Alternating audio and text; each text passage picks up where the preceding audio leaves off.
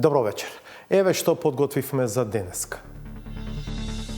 Родители се жалат дека малолетници лесно стигнуваат до електронски цигари, така наречени вејпови. Овој сака до 6 лекување. Од 4. 400 дена. Да. Може овој? Може. Пазарниот инспекторат пере раце. Лицата кои што се купувачи и се потрошувачи, легитимирањето на истите по однос на нивната возраст малолетни и полнолетни доврши исклучиво Министерството на внатрешни работи, односно припадниците на МВР. Дивоградбата кај старата Скопска чаршија напредувала по нашата прва објава. Значи, сепак и покрај тоа што сте кажале се гради.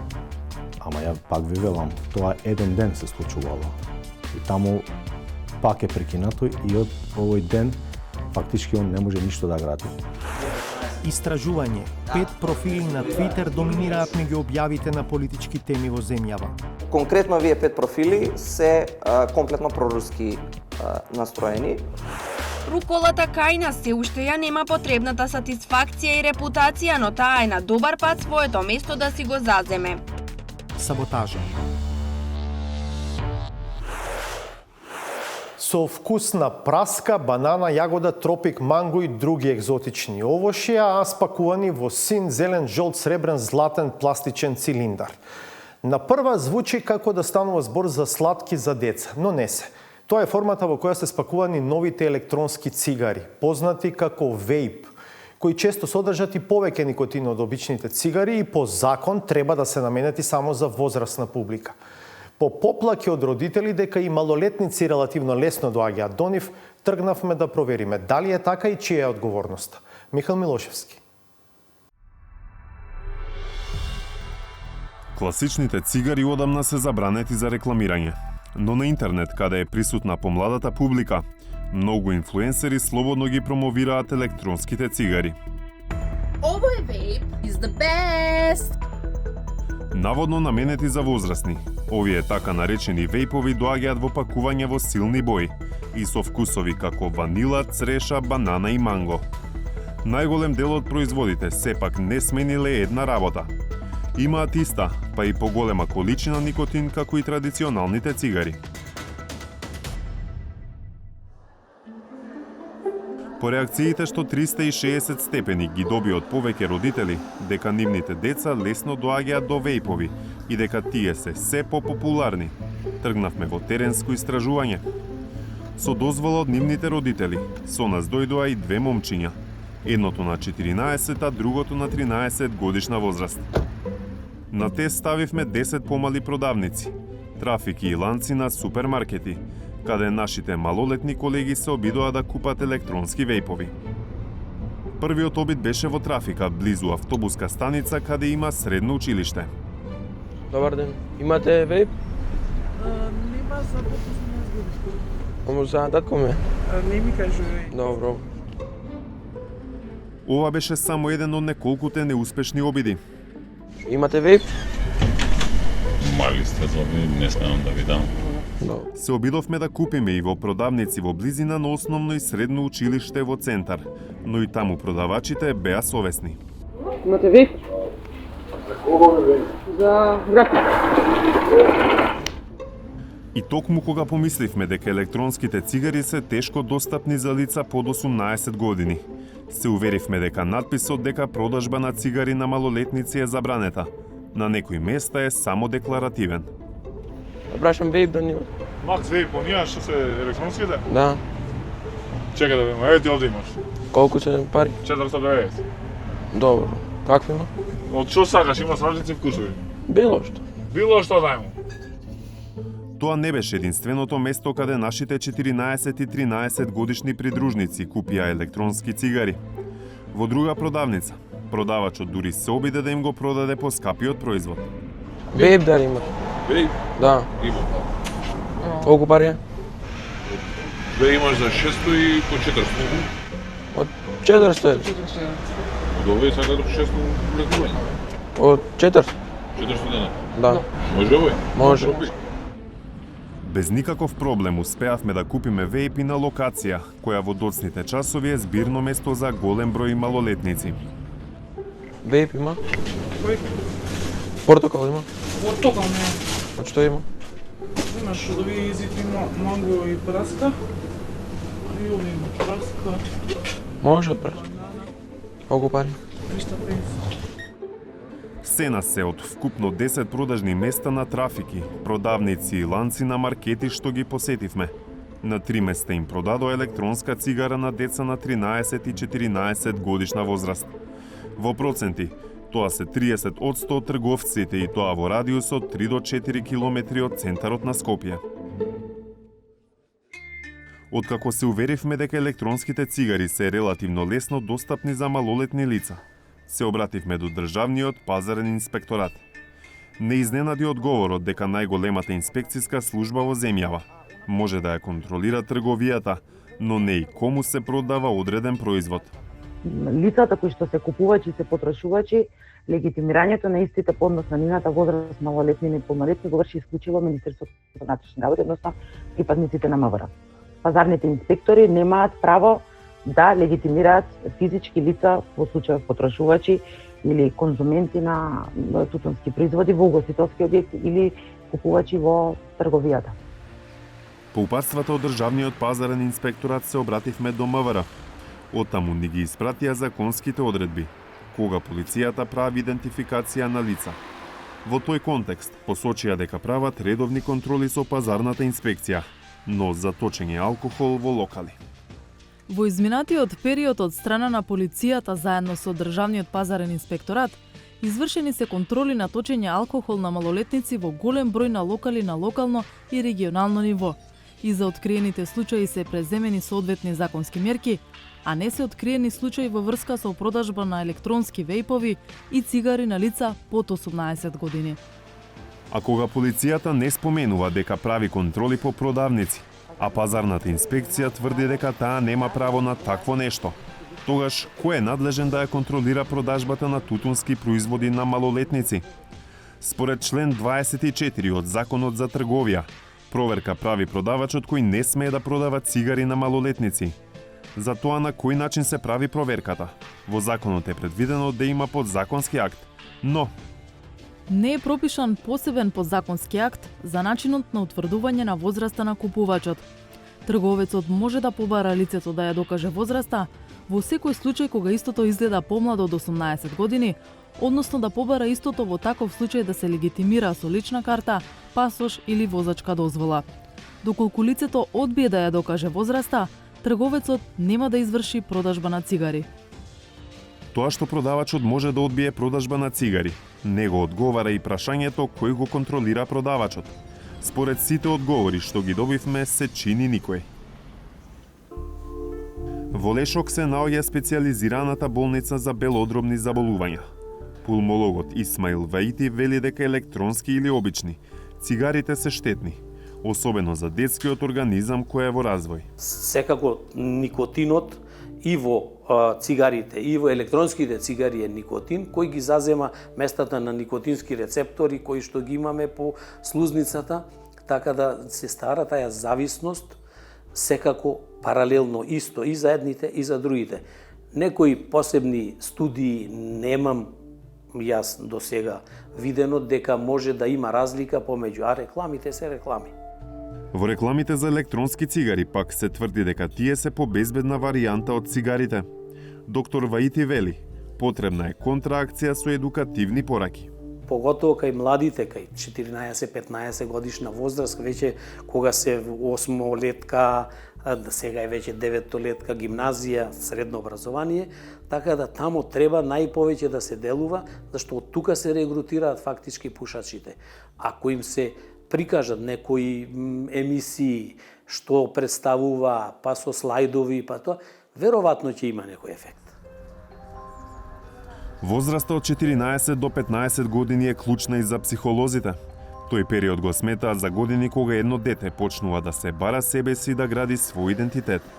И во тој период е многу нормално, тоа секогаш било, да пробуваат различни работи, пробуваат да пушат, пробуваат нешто што се нуди околу нив, нели ако не се нуди, они нема ни да ги бараат, нема да бидат тука присутни. А бидејќи ги има, бидејќи се лесно достапни, бидејќи меѓу нив се расширува некоја мода, Значи, за да се докажат, за да се покажат, за да се изградат себе си, спремни се да пробаат, да земат, да консумираат било што околу нив.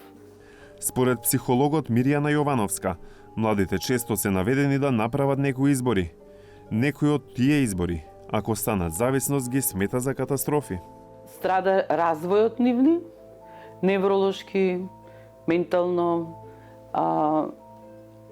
и ги губат капацитетите што можат да ги постигнат и да ги остварат оптимално во својот живот понатака. Но иако на многумина им е јасно дека шарените светкави со екзотични вкусови електронски цигари не се добри за здравјето на децата, не стекнавме впечаток дека некој сериозно се бори против тоа. Освен што не е јасно кој смее да легитимира купувач кога купува производ наменет за лица над 18 години. Нема закон или одредба што спречува скриено рекламирање на електронските цигари како кај инфлуенсерите. За сега, Државниот пазарен инспекторат на оваа пракса не гледа како на реклама, туку како на искажување, коментар или лично мислење. Истражување. 5 профили на Твитер доминираат меѓу објавите на политички теми во земјава. Конкретно овие 5 профили се комплетно проруски настроени. Руколата Кајна се уште ја нема потребната сатисфакција и репутација, но таа е на добар пат своето место да си го заземе. Саботажа. Како што најавивме, продолжуваме да го следиме развојот на настаните во врска со огромната дивоградба што почна да никнува кај старата Скопска чаршија. Градоначалникот на општината Чаир, Висар Ганиу, во чија надлежност се случувањата на спорната парцела, гарантираше дека ќе ги запре сите нелегални активности, но на терен видливо е дека градењето напредувало по нашата прва јавна објава. Славица Филиповска со новиот развој. Пред 2 недели објавивме дека никнува огромна дивоградба кај старата Скопска чаршија. Прво тампон со песок, па истоварање градежен материјал. Во период од 20 на дена почнаа да се гледаат контурите на објектот, иако општината нема издадено одобрение за градба. Имаше пријава и ние настапувавме одма, гледавме дека габаритот не се совпаѓа во тие метри квадратни и одма го прекиневме. Значи, работните действија таму. Јас ве разбирам, меѓутоа непосредно пред празнициве таму работеа багери повторно, а и ако се гледа на сликава, внимателно како песок да се става веќе подлога некоја. Тоа со инспекторатот дополнително ќе го гледам. Изјавата на градоначалникот на Чаир е снимена на 18 јануари, а сторијата ја емитувавме на 24.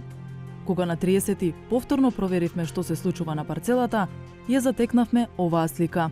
Дивоградбата дополнително напредувала, наспроти тврдењата на Ганиу дека нема да се дозволи такво нешто. Кажете ми, градоначалник, како може од 18 јануари, кога јавно велите дека нема да дозволите да се гради, до 30 јануари ваква промена да има на терен, односно да е почната дивоградбата? Тој ден што ние го направивме интервјуто, како што го гледав и во емисија, после тоа вие сте направиле слика од таму. Истиот ден, да. јануари. Фактички ние тој ден не сме били на терен и не сме знаеле дека се гради.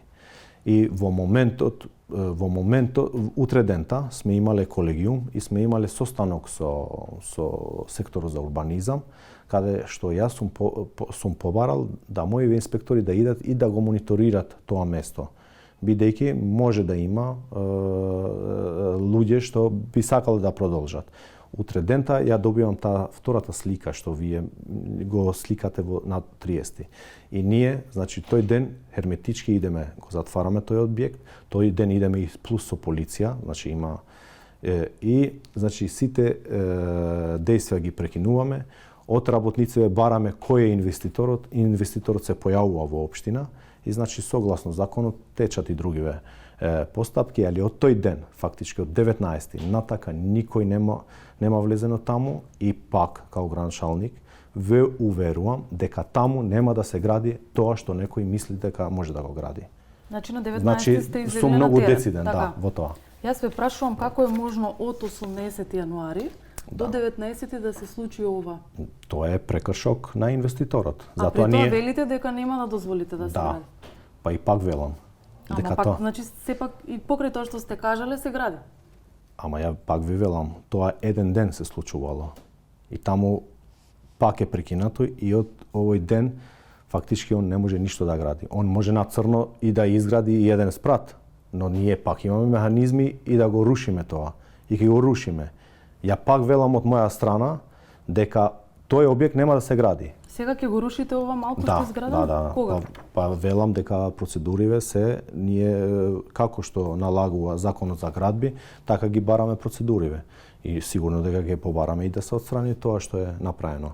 Ако не го прави он со добра волја, тогаш ние мора да интервенираме со нашиот инспекторат. Сега кој гарантира дека не се гради во моментов додека снимаме? Ја ви гарантирам дека не се гради. Тој ден на терен навистина беше мирно. Како што веќе објавивме, според деталниот урбанистички план, на ова место има маркичка за градба, но јамата што зјае е во многу поголем габарит од предвиденото.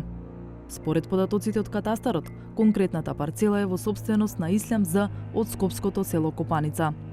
Првата пријава до општина Чаир дека се гради на диво е уште во октомври, кога е донесено решение да запрат сите активности.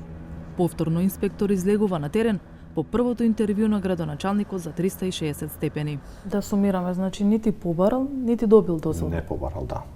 А си почна да гради. Да побарал, ќе добил дозвола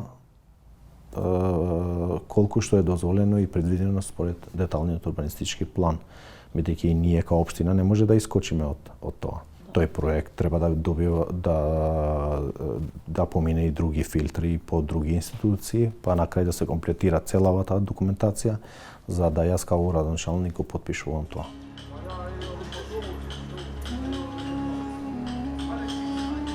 Спроти дивоградбата е познатата чајджилница Пал. Собственикот не сакаше да си прави проблем со соседството, а и гостите беа со оскудни коментари за обкружувањето во кое го дегустираат чајот. Не, опште не интересира. Како не ве интересира? Сегде на диво си гради тоа? Нека града. Прашате ги тие буџованите тамо што го дозволува тоа. Тие што го дозволува тоа, тие нека се прашат. Знаете дека и Карши чајджилница има дивоград? Знаеме сето тоа, али тие што земат пари, тие не прашат. Ако треба ќе ти гради во своја место, ќе гради објект. Немам коментар. Има одговорни кои што можат да одговараат за тоа. Ама нема кој да оргира. Дива лига е. Што ќе правиш, така?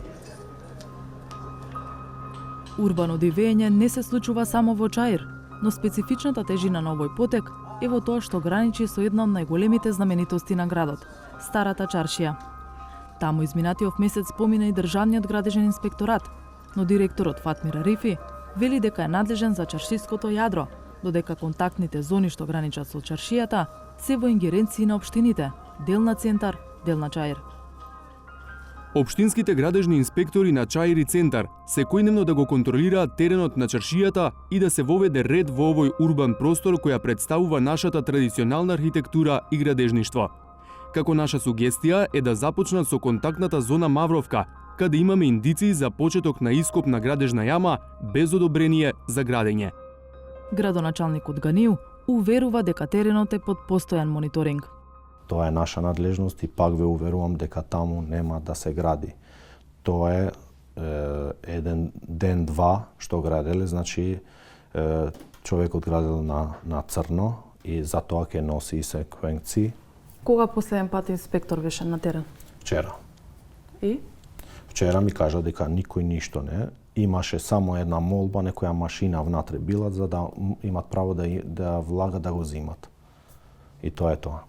Господин Ганију, дали имате притисоци да се гради на ова место? За овде? Да. Не, лично не.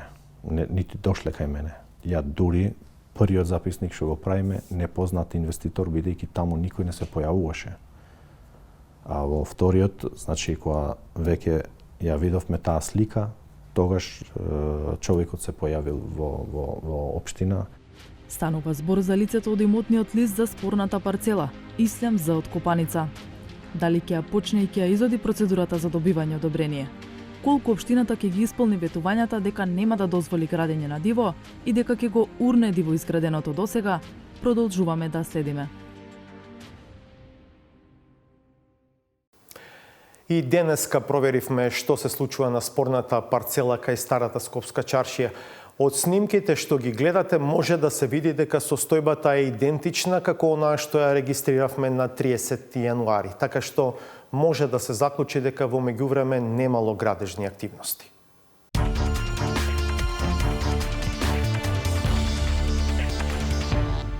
Во обемно истражување Институтот Преспа анализирал 513.000 твитови на околу 10.000 твитерџии во земјава за целата претходна година. Дел од заклучоците до кои дошле се дека на политички теми во обемот на сообраќај доминираат 5 профили, сите со лесно вочлива проруска и пропутин ориентација. Владимир Мирчевски со повеќе детали за наудите. Уште 100 наслови месецов за НАТО-ЕУ планот да ја растуреле Руската Федерација и евети 1 март.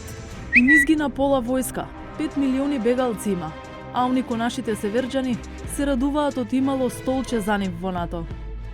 Гледате ли руси новој срамен настан за Македонија и македонскиот народ, кога се потпиша капитулација, тоа е рамковниот договор. Во домашниот Твитер сообраќај во земјава на политички теми доминираат 5 профили.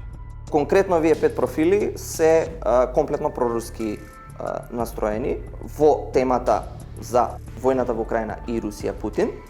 Што значи тоа за публиката во земјава? И може би не влијаат на домашната политика или на политиките внатре, кои што ги креира државата, меѓутоа влијаат на јавното мислење и на перцепциите и ставовите на граѓаните визави работите за кои што твитаат.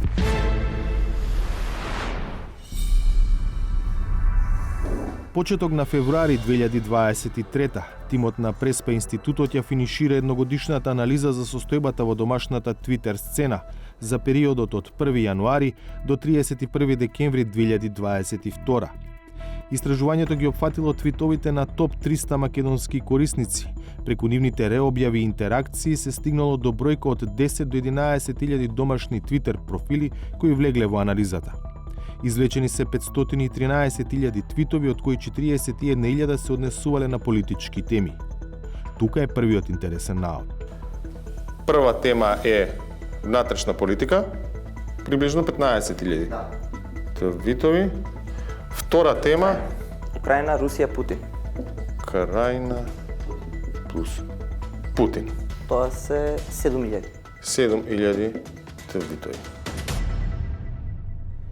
Дека руската инвазија била значајна за домашната Твитер заедница покажува фактот дека 24 февруари, денот на почетокот на агресијата на Украина, е пикот на Твитер сообраќајот во 2022 година, поголем и од денот на прифаќање на францускиот предлог. Значи, тука ми е многу важно да го потенцирам фактот дека тоа не нужно е тема која што збори само за војната во Украина, тука имаме и проруска пропаганда, тука имаме и проукраински твитови, тука имаме критика за Путин, како Путин влијае во Западниот Балкан, како влијае во нашата држава, каде луѓето го гледаат во нивното секојдневие во Северна Македонија. Втора клучна информација што произлегува од истражувањето е дека во Твитер објавите поврзани со политичките теми во земјава, како да постои монопол. Кога ќе ги анализираме топ 10 корисници кои што пишуваат на овие теми, истите 5 профили се појавуваат цело време. За сите теми. И сите секогаш се во топ 10 твитерџи, најчесто се место број 1, 2 и 3. Па после можеби ќе биде некој 5-6. Од нив, овие 5 твитерџи се одговорни за 15% од сите објави на сите теми. Ако анализираме дека само 5 профили се одговорни за 15%, и понатаму имаме уште 10.000 корисници кои што се одговорни за останатите 85, овие 15% изгледаат прилично многу. Од вкупниот овој сообраќај отпаѓа 15% на 5 профили. Само 5 Twitter профили. Третиот важен аспект е дека овие 5 профили јасно заземале страна во војната во Украина. Конкретно овие 5 профили се комплетно проруски настроени во темата за Украина, војната во Украина и Русија Путин, каде што два од тие 5 профили почнуваат со силна проруска пропаганда пред почетокот на војната, значи збориме кон крај на месец јануари, почеток месец февруари. Значи тоа се оние деновите кога не беше сигурно дали ќе има војна или нема да има војна, влагаат со пораки кои што се анти-НАТО, анти-Запад, кои што се прилично силни апологети кон Путин и практично бараат и ги тераат другите корисници, значи даваат реплајови на твитови на други корисници, значи им одговараат, им коментираат на други твитови, за да ги натераат практично да бидат про Путин и да го оправдаат Путин. Но иако биле гласни и ангажирани на Твитер, нивните објави во врска со агресијата во изминатата година не биле многу споделувани. Оние кои што го генерираат шумот на социјалните мрежи, каде што пишуваат се и се што, меѓутоа нема некоја силна интеракција со нивните твитови. Но тоа не значи дека нивната порака, конкретно проруска, не доаѓа до публиката. Создаваат квантум на твитови кои што луѓето го читаат и на тој начин придонесуваат за формирање на размислување кај оние кои што ги читаат. Имајте во предвид дека не го следевме, не го гледавме учеството на TimeMK како влијае на целиот процес и колку од овие твитови кои што они ги имаат напишано се појавиле во одреден момент на TimeMK во топ 10. За истражувачите од Преспа институтот има јасни индиции за организирана пропаганда. Бидејќи 5 профили се појавуваат во сите овие теми. Русија, Украина, Путин, домашна политика или внатрешна политика, критика за секоја власт или за власта, меѓутоа има таму и некои додадени, македонски национални чувства, антибугарски сентимент, францускиот предлог. Сите овие теми така добро се секвенционирани да го покриваат вкупниот период кој што го анализираме на 2022 година. И остава впечаток дека станува збор за подготвена кампања на ширење на вести или вести на размислувања повеќе, кои што потоа го димензионираат домашниот дискурс. Од тука проценките на Преспа институтот се дека овие 5 домашни твитерџии можеби не влијаат на политиките креирани од државата, но дека имаат импакт на мислењето и перцепциите на граѓаните на Македонија за работите за кои твитаат. Очекувањата се дека најмалку додека трае руската инвазија на Украина, ќе трае и кампањата во домашната политичка твитер сцена доминирана од 5 профили, дел од нив и со очигледна партиска афилијација. Пред саботажата вообичаено правиме пауза за реклами, така и вечера. Останете на осад.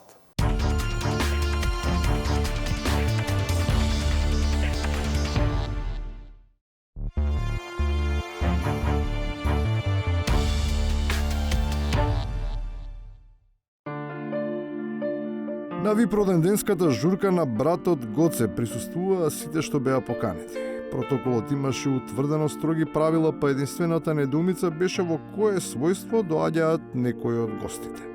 И таа изгледа е расчистена. Значи тоа што доаѓа и министерот за здравство исто има символика, зашто треба да се лекува болното бугарско општество. А за нив тој немаше некаква сериозна вредност, нешто како недоволно важна билка во ланецот на патриотска исхрана, неспоредлива со зелестите растенија, кои што се во секојдневна употреба. Руколата кај нас се уште ја нема потребната сатисфакција и репутација, но таа е на добар пат своето место да си го заземе. Корисниците кои би сакале да ја задоволат треба да бидат предпазливи во употребата. Повисоките количества може да предизвикаат абдоминална болка, поради силната стимулација на органите за варење предизвикано од салатата. Празнењето не е толку комплицирано, но тешко е кога се нема услови. Ово е супер направено, само едно се ние жалиме канализација, неаме канти. Сега се најавите. Не, тоа е најавено пред 2 години, најавено дека... Сега се најави дека ќе биде. Ако биде здрави, убаво, ако треби нешто ќе платаме, само да имаме у канти сереме. Дојди да ме снимаш да видиш у канта дека серам ја. Во таква ситуација навистина не е воопшто важно зошто тоа се случило во кој било момент, посакуван или не посакуван. Кога и да било, веројатно би било исто. Тоа зашто баш сега може за се да се употребува? Така е. Зашто баш сега си го избришавте задникот, не си го избришавте задникот за 1 час од сега? Употребата на пробиотици би можела да помогне и да го стабилизира вознемирениот стомак. Но и тоа е проблем, кога баш и не се надофат на раката. И оне кредит. Началник, не е коректно да ме прекинувате. Само да дополнам, почне да Ама се не информира. може да ме прекинувате. Значи, тој кредит ја го враќам, зимам нов. Значи, тука е. Чапчиен барам. Но и нивната прекумерна употреба не чини. Предизвикува конфузија и влијае врз начинот на изразување на најблискиот соговорник, кој веројатно знаел што сакал да каже, ама употребува низа на неподредени зборови. Тоа е публицитет од дневна политичка храна. И на крајот, по оваа дефиниција за публицитетот, за упорноста како најважниот начин преку кој се стигнува до него. На претходната седница поставив 3 прашања, односно 2 прашања и 2 како барања, на кои градоначалникот кажа дека ќе ми ги одговори писмено. До ден денеска тие прашања не се одговорени и не е битно дали мене ќе ми ги одговори или нема да ги одговори. Јас нема да барам дали ќе ги одговори, бидејќи ни поставуваме многу прашања, он не ги одговара. А јас од тука, иако не е тука, значи за наредна седница му поставувам друго прашање. Политиката, државна или локална, има смисла ако тие што ја практикуваат, барем самите успеваат да бидат сватени. Ако не, може и да прашаат. Саботажата и историите од вечерва се достапни на веб страницата 360stepeni.mk и на социјалните мрежи. Благодарам што бевте со нас. Налсад следуваат вести, останете да ги погледнете. Јас ви закажувам нова средба в петок од 22:20. Пријатно!